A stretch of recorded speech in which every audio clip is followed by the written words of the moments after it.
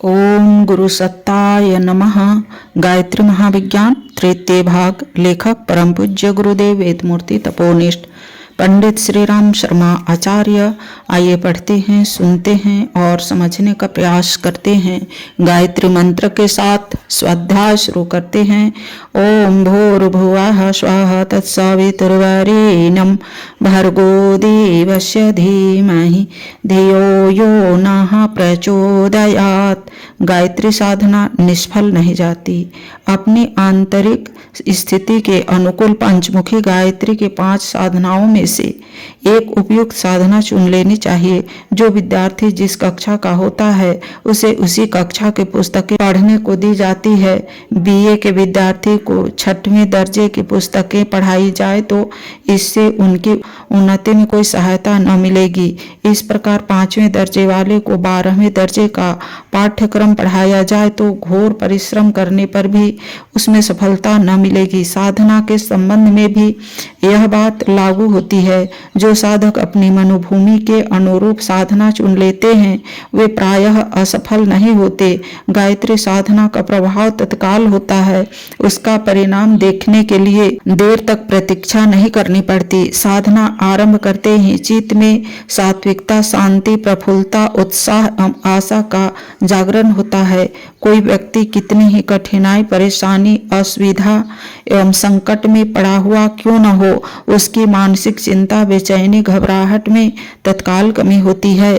जैसे दर्द करते हुए घाव के ऊपर शीतल मरहम लगा देने से तत्काल चैन पड़ जाता है और दर्द बंद हो जाता है, वैसे ही अनेक कठिनाइयों की पीड़ा के कारण दुखी हृदय पर गायत्री साधना की मरहम ऐसी शीतल एवं शांतिदायक प्रतीत होती है कि बहुत से मानसिक बोझ तो तत्काल हल्के हो जाते हैं।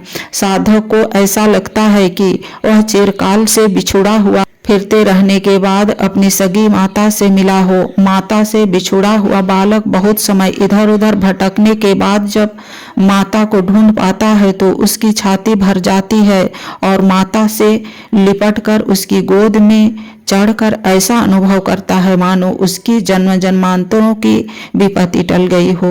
हिरण का बच्चा अपनी माता के साथ घने वनों में हिंसक जानवरों के बीच फिरते हुए भी निर्भय रहता है। वह निश्चिंत हो जाता है कि जब माता मेरे साथ है तो मुझे क्या फिक्र है। हिरने भी अपने शिशु शावक की सुरक्षा के लिए कोई बात उठा नहीं रखती है, उसे अपने प्राणों के समान प्यार करती है। माता का प्यार उससे कदापि कम नहीं होता। भली और बुरी परिस्थितियां तो प्रत्येक मनुष्य के सामने आती ही रहती है। सुख दुख का चक्र संसार का साधारण नियम है। सामान्य श्रेणी का मनुष्य इससे निरंतर प्रभावित होता रहता है और कभी तो अपने को सौभाग्य के सरोवर में तैरता अनुभव करता है और कभी आपत्तियों के दलदल में फंसा हुआ। जिस व्यक्ति ने गायत्री उपासना करके मन को संयत रखना सीख लिया है और यह विश्वास दृढ़ कर लिया है कि सन्मार्ग पर चलने वालों की वह महाशक्ति अवश्य सहायता और रक्षा करती है, वह कभी विपरीत परिस्थितियों में व्याकुल नहीं हो सकता। वह प्रत्येक दशा में शांतचित्त रहता हुआ गायत्री माता की अनुकंपा पर भरोसा रखकर प्रयत्नशील रहता है और शीघ्र ही विपत्तियों से छुटकारा पा जाता है। विपत्तियां स्वयं इतना कष्ट नहीं पहुंचाती जितना कि उसकी आशंका, कल्पना, भावना दुख देती है। किसी का व्यापार बिगड़ जाए, घाटा आ जाए तो उसे घाटे के कारण शरीर यात्रा में कोई प्रत्यक्ष बाधा नहीं पड़ती। रोटी, कपड़ा, मकान आदि को वह घाटा नहीं छीन लेता और न घाटे के कारण शरीर में दर्द, ज्वर आदि होता है। फिर भी लोग मानसिक कारणों से बेतरह दुखी रहते हैं। इस मानसिक कष्ट में गायत्री साधना से तत्काल शांति मिलती है। उसे एक ऐसा आत्मबल मिलता है, ऐसी आंतरिक दृढ़ता एवं आत्मनिर्भरता प्राप्त होती है जिसके कारण अपनी कठिनाई उसे तुच्छ दिखाई पड़ने लगती है और विश्वास हो जाता है कि वर्तमान का जो बुरे से बुरा परिणाम हो सकता है उसके कारण भी मेरा कुछ नहीं बिगड़ सकता। असंख्य मनुष्य की अपेक्षा फिर भी मेरी स्थिति अच्छी रहेगी। गायत्री साधना की यही विशेषता है कि उसे तत्काल आत्मबल प्राप्त होता है जिसके कारण मानसिक पीड़ाओं में तत्क्षण कमी होती है। हमें ऐसे अनेक अवसर याद हैं जब दुखों के कारण आत्महत्या करने के लिए तत्पर होने वाले मनुष्यों के आंसू रुके हैं और उनने संतोष की सांस छोड़ते हुए आशा भरे नेत्रों को चमकाया है। घाटा, बीमारी, मुकदमा, विरोध, गृह क्लेश, शत्रुता आदि के कारण उत्पन्न होने वाले परिणामों की कल्पना से जिनके होंठ सूखे रहते थे, चेहरा विवादग्रस्त रहता था, उन्होंने माता की कृपा पाकर हंसना सीखा और मुस्कुराहट की रेखा उनके कपालों पर दौड़ने लगी। जो होना है होकर रहे, प्रारब्ध भोग हमें स्वयं भोगने पड़ेंगे। जो टल नहीं सकता उसके लिए दुखी होना व्यर्थ है। अपने कर्मों का परिणाम भोगने के उसके लिए विरोचित बहादुरी को अपनाया जाए। इन भावनाओं के साथ वह अपनी उन कठिनाइयों को तृणवत तुच्छ समझने लगता है जिन्हें कल तक पर्वत के समान भयंकर और दुस्तर समझता था। जिन लोगों को यह भय था कि उन्हें सताया जाएगा, दुख दिया जाएगा, न जाने क्या क्या आपत्तियां उठानी पड़ेगी, भविष्य घोर अंधकार में रहेगा, उनके मन में साहस का उदय होते ही यह विश्वास जम गया कि मुझ अविनाशी आत्मा का कोई कुछ नहीं बिगाड़ सकता। दिन के बाद रात और रात के बाद दिन आना निश्चित है। इसी प्रकार सुख के बाद दुख और दुख के बाद सुख आना भी निश्चित है। यह हो नहीं सकता कि आज की कठिनाई सदा नहीं रहे और उससे छुटकारा पाने कोई उपाय न निकले। यदि संभावित कठिनाई आई भी तो यह निश्चित है कि उसकी भयंकरता कम करने के लिए कोई न कोई नया उपाय भी भगवान अवश्य सुझावेगा। इस प्रकार ऐसे अनेक साहसपूर्ण विचार मन में उठना आरंभ हो जाते हैं और उस आत्मबल के कारण साधक की आधी कठिनाई तो तत्क्षण दूर हो जाती है। उसका सोता हुआ मानस अपने विषाद से छुटकारा पा जाता है। आशा और उत्साह की किरणें उसे अपने चारों ओर फैली हुई दिखती है। जो प्रभु राई को पर्वत कर सकता है और पर्वत को राई बना सकता है, वह हमारे भाग्य आकाश का अंधकार मिटाकर प्रकाश भी चमका सकता है। इस विश्वास के साथ गायत्री साधक में आशा एवं उत्साह की तरंगे हिलोरें लेने लगती है। अनेक बार तो गायत्री के उपासक की कठिनाइयां ऐसे अचरज भरे ढंग से हल होती है कि उसे देवी चमत्कार ही कहना पड़ता है। ऐसी घटनाएं हमने स्वयं अपनी आंखों से देखी है कि जहां सब लोग पूर्ण निराश हो चुके थे, कार्य सिद्ध होना असंभव मालूम होता था, भय एवं आशंका की घड़ी बिल्कुल नजदीक आ गई थी और मालूम पड़ता था कि विपत्ति का पर्वत अब टूटना ही चाहता है। लोगों के कलेजे धक धक कर रहे थे कि अब विपत्ति निश्चित है, रक्षा का कोई उपाय कारगर नहीं हो सकता। ऐसी विपन्न परिस्थितियों में एकाएक जादू की तरह परिवर्तन हुआ है। परिस्थितियों ने ऐसा पलटा खाया कि कुछ से कुछ हो गया। अंधकार की काली घटाएं उड़ गई और प्रकाश का सुनहरा सूरज चमकने लगा। ऐसे घटनाओं को देखकर सहसा यह शब्द मुंह से निकले कि प्रभु की कृपा से कुछ भी असंभव नहीं है। तुलसीदास जी की मूक हो ही वचाल पंगु चढ़ही गिरवर गहन की मान्यता अनेक बार चरितार्थ होती देखी गई है। कई बार अत्यंत प्रबल प्रारब्ध इतना अटल होता है कि वह टल नहीं पाता। हरिश्चंद्र, प्रहलाद, पांडव, राजा नल, दशरथ सरीखे महापुरुषों को प्रारब्ध के कुचक्र सहनी पड़ी। यद्यपि उनके सहायक संबंधी और गुरुजन अत्यंत उच्च कोटि के आत्मशक्ति संपन्न थे, फिर भी दुर्भाग्य टल न सके। जहाँ ऐसे अनिवार्य अवसर होते हैं, वहाँ भी गायत्री महाशक्ति के कारण प्राप्त हुए आत्मबल के कारण मानसिक त्रास तत्क्षण कम हो जाता है और साधक विषाद, दीनता, कायरता, बेचैनी, घबराहट, निराशा, व्याकुलता का परित्याग करके साहस और धैर्य पूर्वक परिस्थितियों का मुकाबला करता है और हंस खेल कर संतोष और शांति के साथ बुरी घड़ियों को गुजार लेता है। वेद माता की आराधना एक प्रकार का आध्यात्मिक कायाकल्प करना है। जिन्हें कायाकल्प की विद्या मालूम है, वे जानते हैं कि इस महाअभियान को करते समय कितने धैर्य और संयम का पालन करना होता है।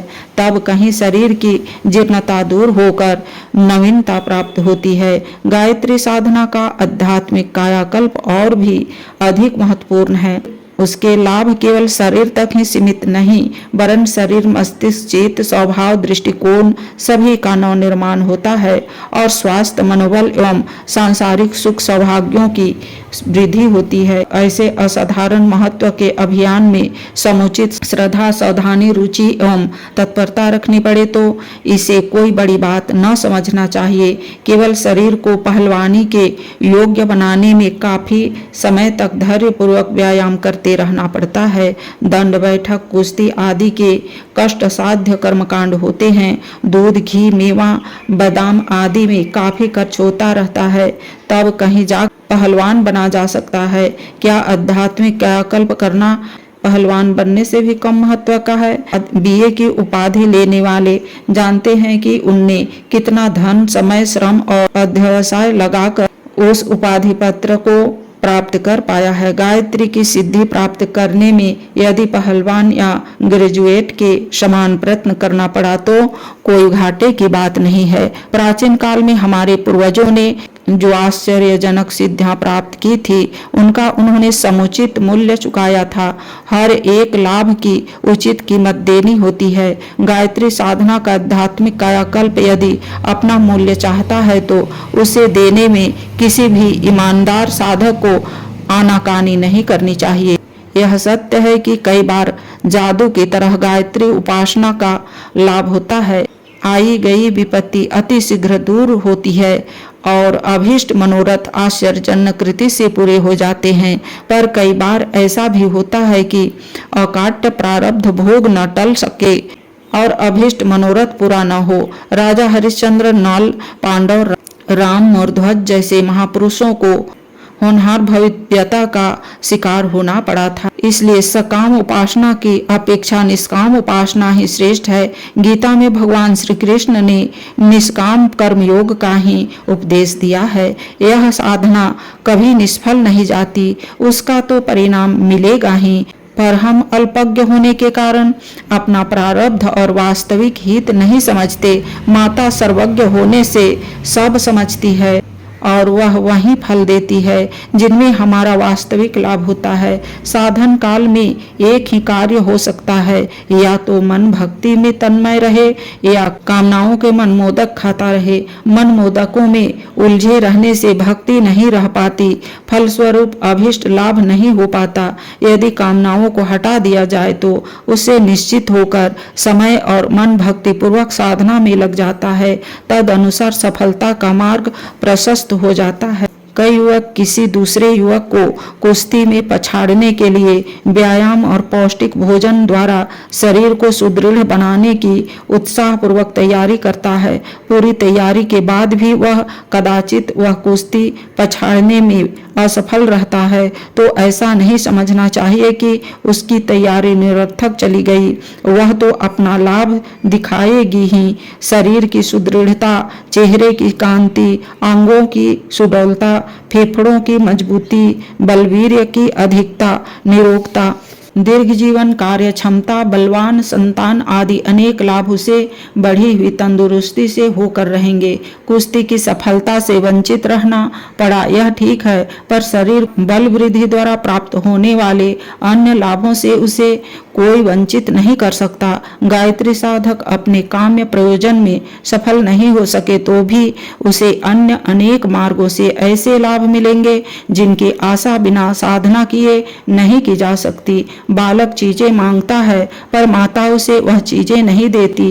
रोगी की सब मांग बुद्धिमान वैद्य या परिचर्या करने वाले पूरी नहीं करते। ईश्वर की सर्वज्ञता की तुलना में मनुष्य बालक या रोगी के समान ही है। जिन अनेकों कामनाओं को हम नित्य करते हैं उनमें से कौन हमारे लिए वास्तविक लाभ और कौन हानि करने वाली है, सर्वज्ञ माता ही अच्छी तरह समझती है। जिसे उसकी भक्त वत्सलता पर सच्चा विश्वास है उसे कामनाओं को पूरा करने की बात उसी पर छोड़ देना चाहिए और अपना सारा मनोयोग साधना पर लगा देना चाहिए। ऐसा करने से हम घाटे में नहीं रहेंगे वरन सकाम साधना की अपेक्षा अधिक लाभ में ही रहेंगे।